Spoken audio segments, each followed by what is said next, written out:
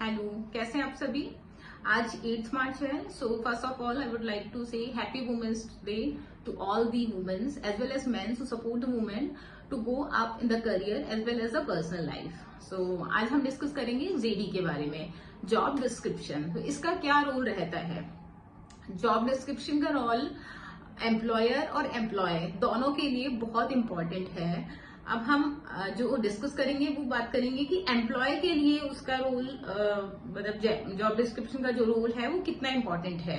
So first of all, first point, clarity of the role.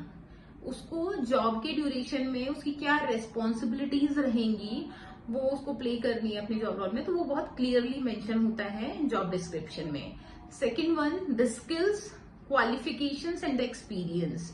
So first of all qualifications हमें match करनी चाहिए। जब भी हम जेडी चेक करें हम देखें कि हमारी जो एजुकेशन क्वालिफिकेशन है और जो एक्सपेक्टेड है जेडी में वो मैच कर रही है नहीं कर रही है। अगर वो मैच कर रही है then we move to the skills part कि कौन सी स्किल्स रिक्वायर्ड है, टेक्निकल हो या नॉन टेक्निकल हो, हमें दोनों ही स्किल्स क्रॉस चेक करनी है।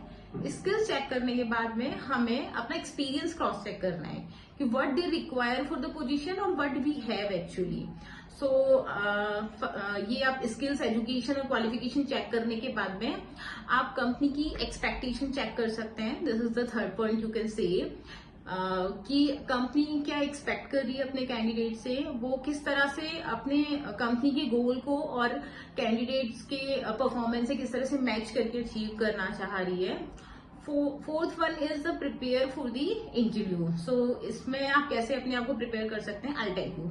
सो एग्जाम्पल, कुछ स्किल्स उन्होंने मेंशन की हैं जो ऑलरेडी आपके रिज्यूमे में मेंशन है, बट अगर आप जेडी पढ़ते हैं तो उनकी स्किल्स को आप थोड़ा सा हाईलाइट कर सकते हैं।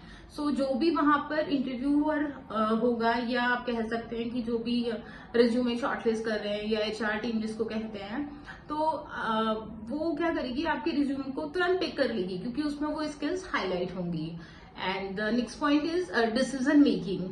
सो आप जेडी को पूरा डीपली पढ़ें क्योंकि इससे आपको बेनिफिट ये होगा कि आपको उसको पढ़ने के बाद पता चलेगा कि आप एक्चुअली ये जॉब करना भी चाहते हैं या नहीं। क्योंकि क्या होता है, इंटरव्यू दे दिया, सिलेक्ट हो गए, बाद में जब आपके पास की रेस्पॉन्सिबिलिटीज एरिया आते हैं कि आपकी ये रेस्पॉन्सिबिलिटी और लाइक ये तो मुझे पहले बताया ही नहीं था। So this is the main role of JD कि आपको सारी चीजें पहले ही क्लियर कर दी होती हैं।